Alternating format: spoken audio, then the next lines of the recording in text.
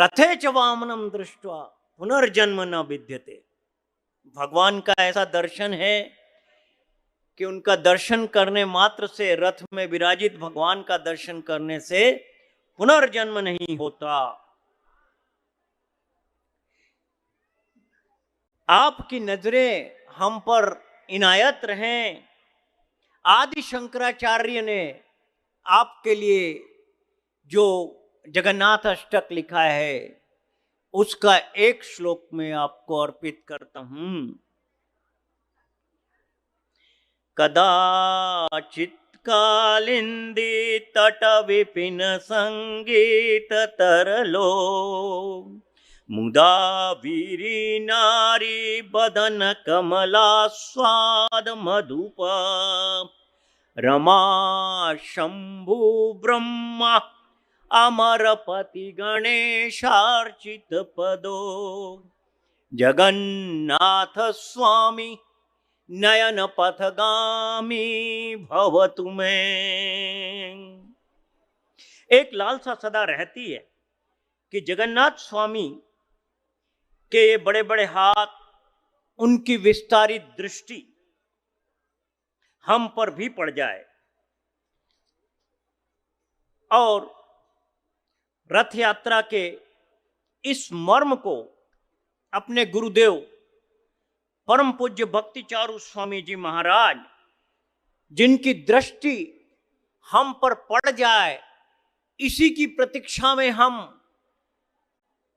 लगे रहते थे और जिनके सौम्य रूप का दर्शन मात्र हम लोगों के हृदय में भक्ति की भावना का संचार कर देता था। उन परम पूज्य भक्ति चारू स्वामी जी गुरु महाराज को प्रणाम करते हुए उन्हीं ने जो भगवान की जो रथ यात्रा पर एक लेख लिखा है वो आपके साथ शेयर करना चाह रहा हूं। गोप गोपियों द्वारा भगवान श्री कृष्ण के अपहरण की घटना, रथ यात्रा। यह जगन्नाथ यात्रा उत्सव भगवान के अपहरण की घटना का संकेत है। भगवान जगन्नाथ समग्र जगत के नाथ और परमेश्वर भगवान हैं। 5000 वर्ष पहले जब भगवान श्री कृष्ण इस धराधाम पर अपनी लीला विलास कर रहे थे, उनके भक्तों ने अपनी अगाध भक्ति में विभोर होकर उनका अपहरण किया। यहां यह प्रश्न स्वाभाविक है कि क्या परमेश्वर का अपहरण संभव है? हां, यह संभव है और यह घटना सुनिश्चित घटी है। भक्तों के साथ भगवान का अटूट प्रेम का संबंध है और फलस्वरूप उन्हें भगवान को हस्तगत करने की इच्छा जागती है। साधारणतः भगवान अपने उन भक्तों से घिरे रहते हैं जिनका उन पर ऐश्वर्य भाव प्रबल होता है, जिसके कारण उनके बीच प्रभु और भक्त का संपर्क बनता है। तथापि कुछ ऐसे खास भक्त भी होते हैं जो निष्काम भाव से उनकी सेवा में मगन हो जाते हैं। अगाध प्रेम की इस भावना में भक्त उन्हें भगवान के रूप में नहीं देखते, परंतु मित्र, पुत्र, अपने प्रेमी मानते हुए यह भूल जाते हैं कि वे परमेश्वर भगवान हैं। आध्यात्मिक जगत के सर्वोच्च स्तर में वृंदावन धाम है, जहां भगवान और उनके सबसे प्रिय भक्त निवास करते हैं। वहां वे अपनी परम आनंदमय लीलाएं प्रकाशित करते हैं, सखा, प्रेमी या मित्र के रूप में। लगभग 5000 वर्ष पूर्व भगवान ने इस धरती पर अपनी वृंदावनी लीला प्रकट की। अपने विश्वस्त भक्तों के साथ 16 वर्ष लीला विलास करके अपनी ऐश्वर्य लीला प्रकट करने के लिए वृंदावन छोड़ द्वारका गए। ब्रजवासी गण उस विरह के क्षण को क्षण भर भी सह नहीं पाए। उनके विरह ने भक्तों के अंतर मन में असह्य वेदना और रिक्तता भर दी और उन्हें लगने लगा विरह की इस असह्य वेदना से मृत्यु का वर्णन अधिक स्वागत योग्य है। भारत में कुरुक्षेत्र नाम का एक तीर्थ है जहां विशेषकर सूर्य ग्रहण के समय लोग स्नान यात्रा के लिए जाते हैं। ब्रजवासी गण इस अवसर पर वहां गए। सूर्य ग्रहण के पश्चात जब ब्रजवासी गण वृंदावन वापस जाने का आयोजन कर रहे थे तब उन्हें खबर लगी कि श्री कृष्ण भी वहां आए हैं। क्षण भर में परमानंद का आध्यात्मिक उन्माद जागा और वे सब आशान्वित होकर उसी ओर दौड़ पड़े जहां कृष्ण थे। हुआ यह कि जब उन्होंने उसे देखा वे चकरा गए और परम निराशा में डूब गए,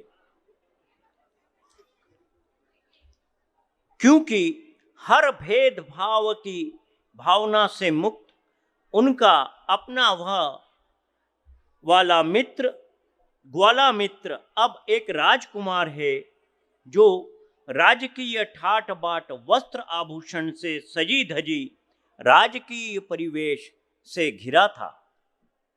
जिस कृष्ण से परिचित थे वे वह तो नटखट ग्वाल बाल था जो हजारों हजारों सूर्यों से अधिक उज्जवल रेशमी पीतांबर और रत्न उज्जवल वनमालाओं से सजता था और त्रिभुवन का सौंदर्य उसके सम्मुख लजाता था। वे उसे बड़े प्रेम से मदन मोहन कहते थे, जिसके आगे करोड़ों कामदेव भी ओछे लगते थे। लंबे अंतराल के बाद अपने बाल सखा एवं सखियों को देखकर भगवान श्री कृष्ण भी गहन प्रेम की भावना से अभिभूत हो गए, जिसे शब्दों में व्यक्त करना भी असंभव है। क्षण भर के लिए ठिठक कर सभी अगाध प्रेम के सागर में डूब गए और आध्यात्मिक परमानंद के अंतर्गत एक दूसरे को निहारते विरह की मधुर टीस का अनुभव करते रहे। मित्रों को देखकर परमानंद की भावना से ओतप्रोत उनका चेहरा मधुर मुस्कान से कुछ ऐसे सज गया जिसकी उपमा सचराचर जगत में खोजना असंभव है। उनकी आंखें कमल की भांति खिल गईं और उन्हें गले लगाने के लिए उन्होंने अपनी बाहें फैला दी। भावनाओं की ये गहराई उनके अपार प्रेम से सजकर उनके आश्चर्यजनक परमानंद से निखर उठी। अपने भक्तों के प्रति इस प्रेम के प्रवाह में उनका रूप कुछ ऐसा प्रकाशित हुआ जिसे आप भगवान जगन्नाथ के रूप में देख रहे हैं, अर्थात संपूर्ण सृष्टि का स्वामी रखवाला। एक दूसरे को निहारते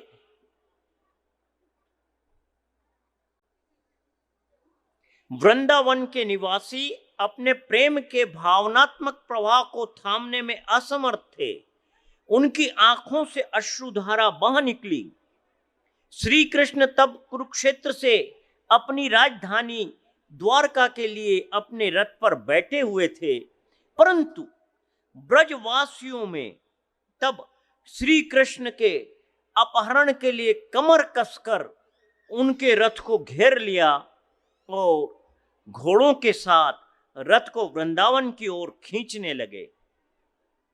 यह रथ यात्रा का उत्सव भगवान के अपहरण का अनुपालन है। इस धरती पर यह घटना 5000 वर्ष पहले घटी थी। इस लीला से भगवान यही प्रकट करते हैं कि उन्हें हमसे कितना गहरा प्रेम है। ऐसा नहीं है केवल हम उनसे प्रेम करें, सच्चाई यह है कि वे भी हमसे प्यार करते हैं। उनका प्रेम कल्पनातीत है और उन्हें भी हमारे विरह की गहराई से अनुभव होता है। यह रथ यात्रा और हमारे द्वारा इस भावनातीत रथ की रस्सियों का खींचना श्रीमती राधा रानी के लिए परम आनंद का साधन बन जाता है, क्योंकि हमारा यह प्रयास श्रीमती राधा रानी को उनके परम प्रेमाशय श्री कृष्ण से उनका मिलन घटित कराता है। श्री श्री रथ यात्रा की जय। श्री श्री जगन्नाथ स्वामी की, श्री श्रीमद् भक्ति चारू स्वामी जी महाराज की। तो आपने देखा कि हमारे गुरु महाराज का हिंदी भाषा पर कितना कमांड था, कितनी पकड़ थी। हम इसको देखकर आश्चर्यचकित रह जाते हैं। अब हम आते हैं आज के विषय पर। आज का विषय हम लेते हैं दुखालय अशाश्वतम। आपको पता चलेगा, जहाँ भी साधु संत होते हैं वे बताते हैं कि ये जगत नश्वर है, दुखालय है, पग पग पर दुख ही दुख है। कहते हैं किसी को मुकम्मल जहां नहीं मिलता, कहीं जमीन तो कहीं आसमां नहीं मिलता। इस भौतिक जगत में कोई सुखी नहीं है, सब दुख ही दुख में भरे हुए हैं। यदि ऐसे निराशाओं से भरा यह संसार है तो हम यहाँ क्यों हैं? आशा की कोई किरण है क्या? हाँ है। आज से लगभग 5000 वर्ष पूर्व इस धराधाम पर भगवान श्री कृष्ण स्वयं प्रकट हुए। जब वे वापस लौट रहे थे, कलह से युक्त इस कलयुग में मनुष्यों के उद्धार के लिए श्रीमद् भागवत रूपी सूर्य का उदय हुआ।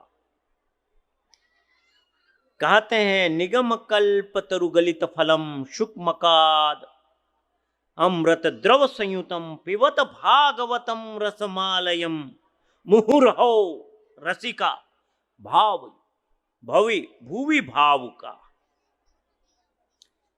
ये जो समस्त शास्त्रों का निचोड़ है, वेद पुराणों का निचोड़ श्रीमद् भागवत पुराण है, भगवान श्री कृष्ण का साहित्यिक रूप है।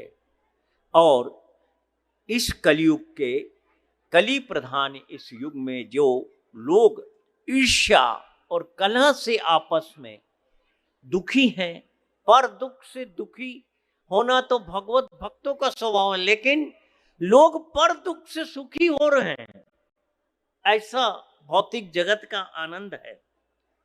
तो इस प्रकार से ये बातें हैं।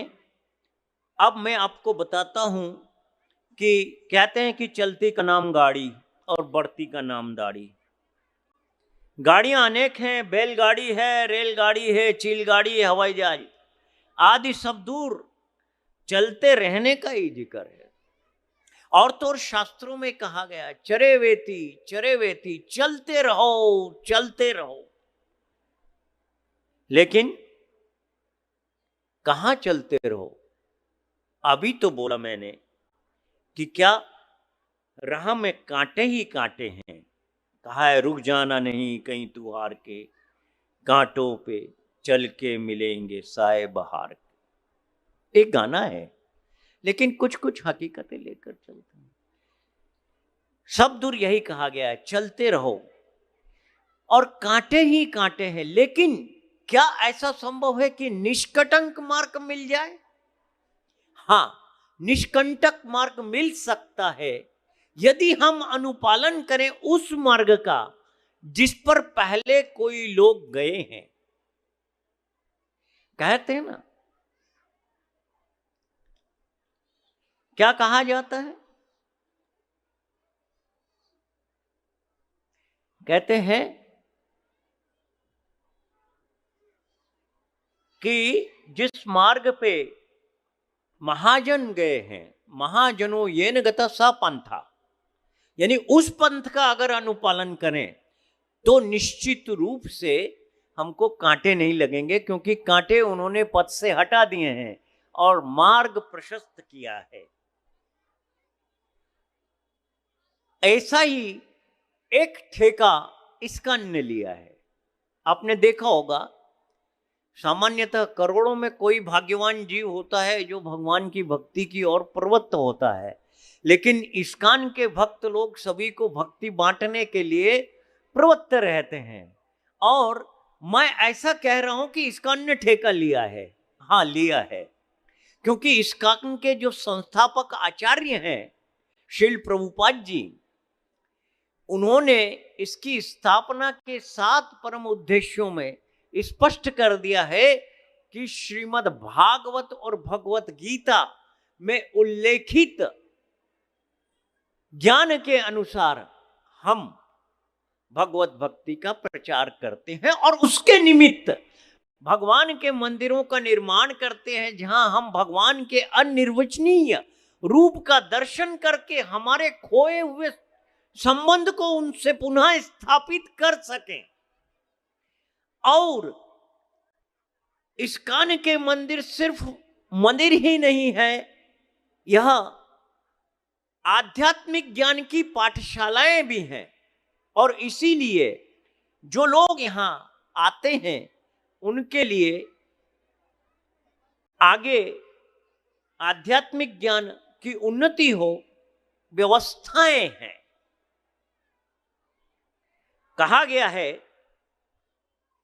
कि दान कई प्रकार का होता है। तुला दान भी है, सतोगुणी दान, रजोगुणी दान, तमोगुणी दान। जैसा दान करोगे, भगवान ने इस संसार में एक ऑटो पायलट बना रखा है, जैसा कर्म करेगा वैसा फल देगा भगवान। वह अपनी तरह से चलता रहता है। केवल कंप्यूटर का सिस्टम कब मिलेगा यह नहीं मालूम, वो सिर्फ कंप्यूटर के जो प्रोग्रामर हैं उसको मालूम है। कहें तो भगवान ने ब्रह्मा जी को नियुक्त किया है, वो विधाता है, वो करते रहते हैं अपना अपना प्रोग्राम। भाई 7 जन्म के बाद उसको वो फल मिलेगा, 10 जन्म के बाद मिलेगा, अभी मिल जाएगा। बस यहीं थोड़ी सी समस्या है, बाकी सबको फल मिलना ही है। परंतु एक दान के लिए भगवान ने भी श्रीमद् भगवत गीता में कहा है कि जो व्यक्ति मेरे इस दिव्य ज्ञान का प्रसार करता है। कौन सा दिव्य ज्ञान?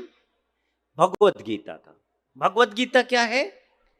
भगवान के द्वारा कही गई बातें हैं, भगवान ने कही है, भगवान की वाणी है। वो मेरे को सबसे ज्यादा प्रिय है। यहां ही एक और बात आ जाती है, वह बात है जब वह रथ यात्रा से प्रसंग बहुत जुड़ता है। जब चैतन्य महाप्रभु रथ यात्रा में जाते थे तो महाराजा प्रताप रुद्र, पुरी के राजा, वो उनके पैर दबाते थे। और पैर दबाते हुए उन्होंने जब यह श्लोक पढ़ा तो चैतन्य महाप्रभु ने उनको हृदय से लगा लिया, आलिंगन किया, और वह श्लोक था, तव कथामृतम तप्त जीवनम कविभिडीडितम कल्मषापहम श्रवण मंगलम श्रीमदाततं भुवि गृह्णन्ति ते भूरिदा जना। अर्थात आपके शब्दों, जगन्नाथ जी के शब्दों, भगवान श्री कृष्ण के शब्दों का अमृत तथा आपकी लीलाओं का इस भौतिक जगत में कष्ट भोगने वालों के जीवन और प्राण है। क्या चीज?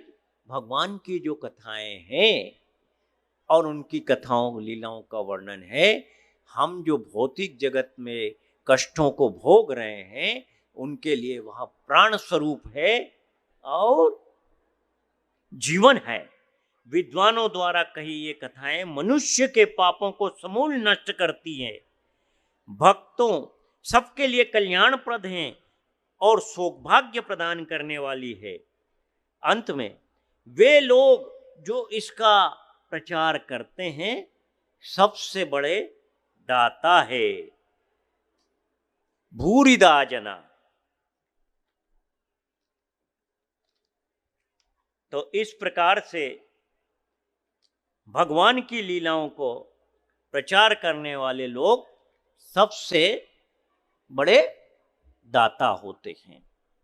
तो दान सभी प्रकार का होता है। इस कान में आपने देखा होगा ज़्यादातर लोग भगवान के बारे में बताते हैं और यही सबसे बड़ा दान है।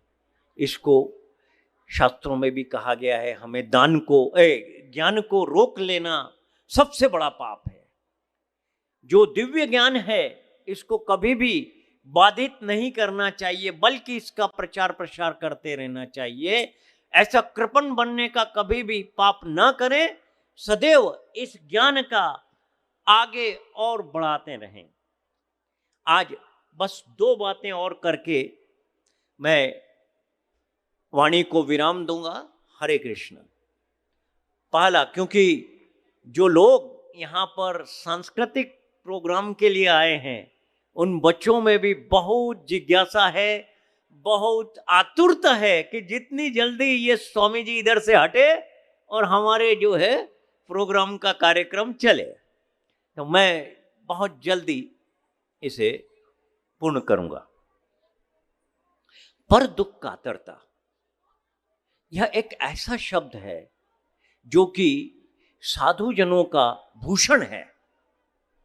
जो साधु संत होते हैं, विशेष रूप से वैष्णव जन, तो किसी के भी दुख, कहते हैं ना, क्या बोलते हैं उसको, वैष्णव जन तो पीर पराई जाने रे, वैष्णव जन तो पीर पराई जाने रे। अर्थात साधु संत दूसरे के दुख को देखकर स्वयं दुखी हो जाते हैं। अभी तो वर्तमान में ऐसे ऐसे प्रसंग चल रहे हैं कि लोग दूसरे के दुख को देख के आनंद लेते हैं, मजा लेते हैं, वाह क्या कष्ट में है। लेकिन साधु लोग दूसरे के दुख को देखते।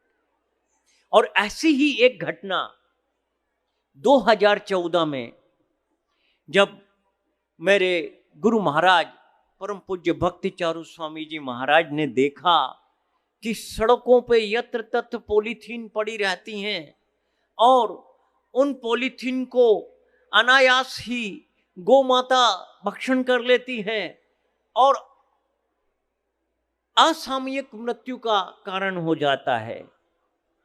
करुणा से उनका हृदय भर आया और उन्होंने स्वयं उस समय स्वच्छता अभियान का जन जागरण किया।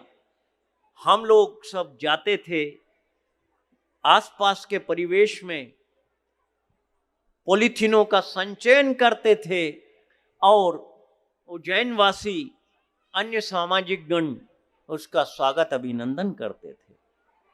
और स्वच्छता का यह संदेश देने के लिए महाराज जी ने एक बार जब रथ यात्रा में गुंडीचा का मार्जन हो रहा था, गुंडीचा की सफाई हो रही थी, तब बहुत ही गंभीरता पूर्वक कहा था कि भगवती लक्ष्मी वहीं वास करती है जहां स्वच्छता होती है। भगवती लक्ष्मी तो वहां भी वास करती है जहां नहीं होती है, लेकिन जहाँ स्वच्छता होती है वहाँ सतोगुणी वास होता है। वहाँ पर उस प्रकार की लोगों में, बच्चों में जो अनगोइंग क्या बोलते हैं, उसकी संतति है, वो संतति अच्छी होती है और एक सतोगुणी लक्ष्मी का वहां वास होता है। नारायण के साथ लक्ष्मी रहती है, इस प्रकार का वास होता है। इसलिए हम सबको स्वच्छता रखनी चाहिए।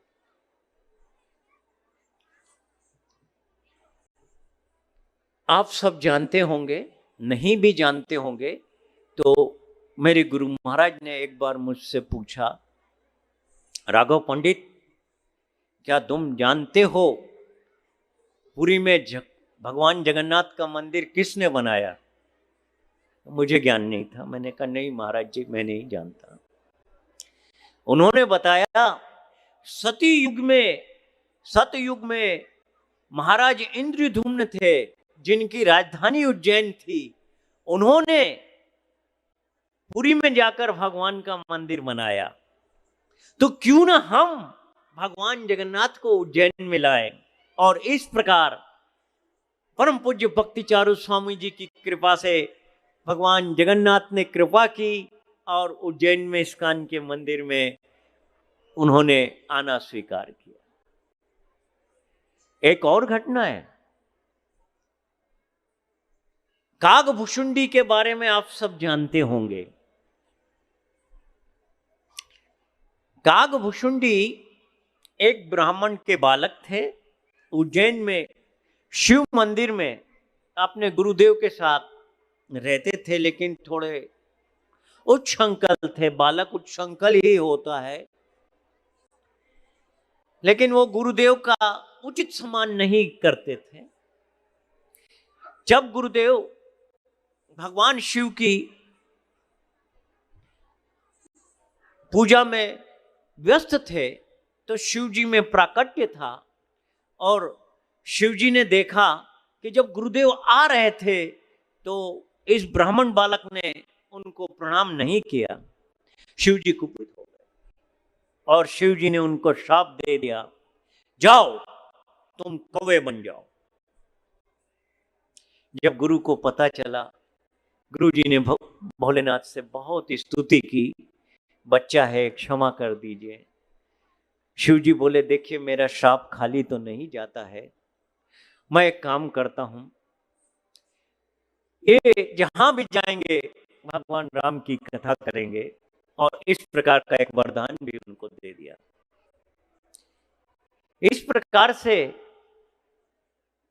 एक बार जब पुरी में गाल माधव नाम का एक राजा था, पुरी में यह मंदिर तो इंद्रद्युम्न महाराज ने बनाया था, लेकिन बाद में बालू के, वो समुद्र के किनारे है, बालू की परत चढ़ती गई और मंदिर ढक गया।